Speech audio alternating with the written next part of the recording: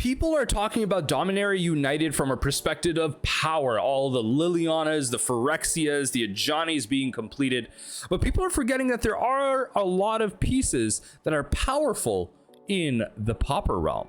There's a lot of commons out there that present a really cool change to the Pauper format. There's a lot of good sideboard cards, a lot of new formal threats, and that's what we're here to discuss today. What I think are the top 5 Pauper cards for you to consider going into Dominaria United. Now, there's a lot of cards that I'm not going to mention here. It's only a top 5 list, so let me know what you think has missed my list and was worth it. Let me know in the comment section down below. And of course, if you want to see more content like this or more top 5 lists, whatever, leave a like, let me know.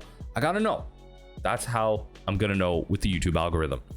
First and foremost, with an honorable mention, I want to talk about Crystal Grotto, a very simple piece that's going to allow some mana fixing in the 5-color decks. What I like about this is it does not come in tapped, and that's what's interesting. A lot of effects like this, filtering, scrying one on ETB, it does not come in tapped, and I'm not sure exactly the home for this. It could be a Tron deck, which honestly isn't that playable right now considering how aggressive the format is right now, but the scry one on the ETB, an easy filter. I mean, the 5-color decks right now, or honestly the 3 to 4-color decks right now, are really playing the Cliff package because you're able to have it enter the battlefield tapped, but you're able to choose any other color to pair with the primary colors. So that's the versatility that you get. And honestly, with the Cliff package, or the Gate package right now, you mix it with Basilisk Gate, and then you kind of pump your kind of weenie 1/1s and 2/2s.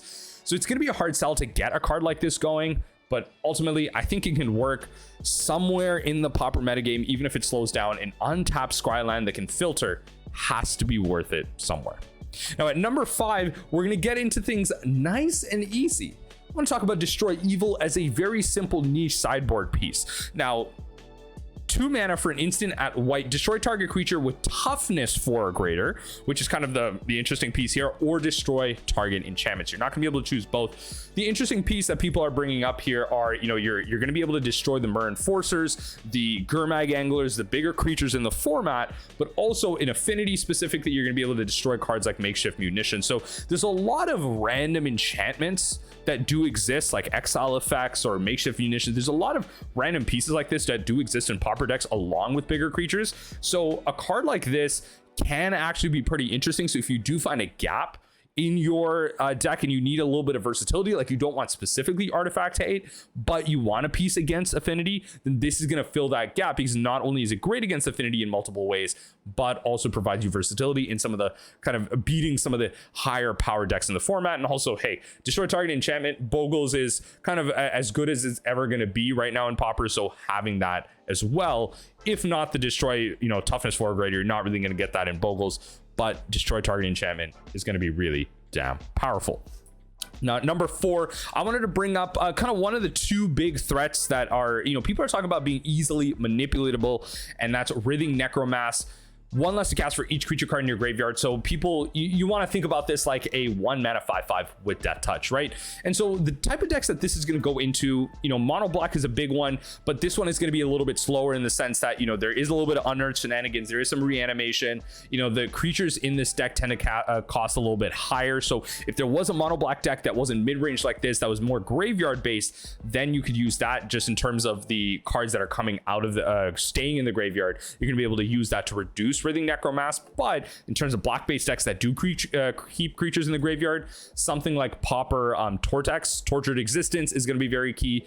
A deck that wants to dump a bunch of cards into the graveyard, so having a 1 mana 5/5 Death Touch is going to be a fantastic threat piece. It may not be the best threat that this deck can present, but it is an option, and especially when you're playing around with this versus Gurmag Angler, you may actually prefer this just because you're not forced to exile other cards in your graveyard, especially because this deck, you know, does have Ash Barrens, Baron Moors, Terramorphic Expanses. It does have disposable pieces, but it doesn't necessarily want to just keep exiling creatures in their graveyard. So this might actually be a replacement to Gurmag Angler in this deck, right? And that's a discussion to have. Do you want to be playing a card like this or one of the cards we're later going to mention over Gurmag Angler? It's really going to depend on what your deck is trying to do. So I think Gurmag Angler is a cool threat here, but I think Necromass actually beats it out in terms of what this deck wants to do and keeping cards in its graveyard. So that's why I think a card like this worth mentioning. It's going to provide that small power boost to the format, but the discussion with Gurmag Angler is also really interesting. Now, next up at number 3, I wanted to talk about probably, in my opinion, honestly, I think this should be number one because I love cards like this. So providing small boosts to niche archetypes. Shield Sentinel as a 4-mana 1/3 with Defender. When Shield Wall Sentinel enters the battlefield, you may search your library for a creature card with Defender, reveal it, put it in your hand, then shuffle. A tutor for walls with Defender, or tutor for just Defender cards. You don't need to find a wall, sorry. But specifically for those of you more enfranchised in the Pauper format that are used to kind of the exploration aspect, maybe you play Pauper at an FNM because you can see decks like this. Walls combo, definitely a super niche, but so kind of super cool deck that exists in the format. For those of you unfamiliar, uses cards like Freed from the Real to tap and untap creatures. Cards like Axebane Guardian, you put a bunch of defenders out, you create a bunch of mana, and then you're going to win with many different options, but Valakut Invoker is a very common one. But just giving a card or a deck like this the ability to tutor out and just kind of have that option is great. Consistency is a big problem for this deck, so if you're looking for that Axebane Guardian, you play this as a 1/3, pretty solid blocker, obviously a high mana cost, and that's how they want to kind of balance it out. But being a creature is the key, not being instant sorcery, not being that. It's going to work with Lead the Stampede, Winding Ways, and just other aspects of the creature base of this deck. And just honestly, having Defender itself, it synergizes. Come on, everything with this, fantastic. But obviously a little bit weaker because, you know, being an artifact, there is a lot of incidental artifact hate in the format. Being a 1/3 also balances again Lightning Bolt. A lot of things to consider, but I think providing a small boost to niche archetypes is exactly what we should be looking to do in Pauper.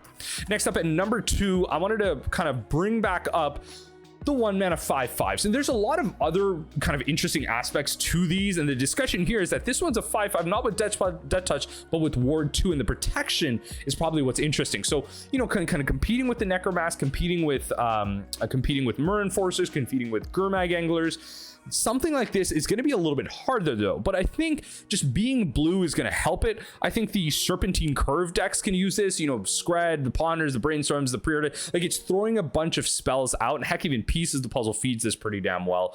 So there's a lot of ways to take advantage of a card like this. So I think potentially the Serpentine Curve deck could just abuse this really well. Maybe play a couple copies of this as an alternate threat to use alongside Serpentine Curve. But I think a deck like this is going to be the only place for it. It's really hard because a lot of the other decks, like Is It Fairies, has a pretty wide creature base, and it only gets reduced by instant or sorceries. So that's the big thing to keep in mind. And I think potentially, you know, not the mono red Kiln Fiend decks, but if there was like an Is It Aggro deck, an Is It Kiln Fiend deck, an Is It Prowess deck, that could also be a solid threat in that as well. But I think I'm going to give it to it just because it's Ward, it's blue, instant and sorceries. There has to be a way to abuse it. I think 1-mana 5/5s are forever going to be in that discussion. There are so many in the format right now. And again, that discussion of is this worth running over Gurmag Angler in some situations. I don't think this one specifically is. I think this might be, you know, in replacement in decks that obviously may want to consider it, but probably aren't playing it to begin with. Or just, you know, they don't have Gurmag Angler as an option at all. So this is going to be a cool alternate to it. Reduction, mana reduction, always something to look at in the Pauper format. Just another card to consider.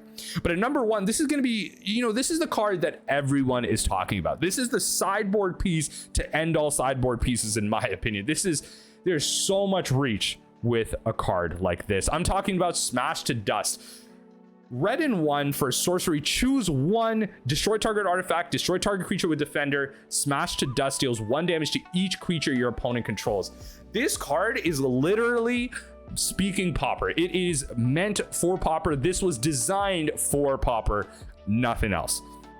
From the top, make it drop. This is a wet ass card. Sorcery speed, Grixis mid-range, destroying artifacts, cool. We already know artifact hate is going to be premium in this format, full of Vault of Whispers and Great Furnaces, beating anything in Affinity. Fantastic. I was just talking about defenders. If you're in the FNM scenario and you got a Pauper Walls player, not only are you going to have tech against the Affinity players and the deck I'm going to mention next, but you're going to have tech against the damn defenders. So this is going to be, again, a great piece that's not only great in the competitive sense, being able to beat those decks, but in the FNM sense where you're going to find more niche strategies, you're going to have that aspect to it as well. And then finally, against the kind of Boros, Jeskai bully decks, Sacred Cats, the Birds, Squadron Hawks, so the Birds out of Battle Screech, deal damage, 1 damage to each kind of creature your opponent controls. You could play this in the sideboard of this deck.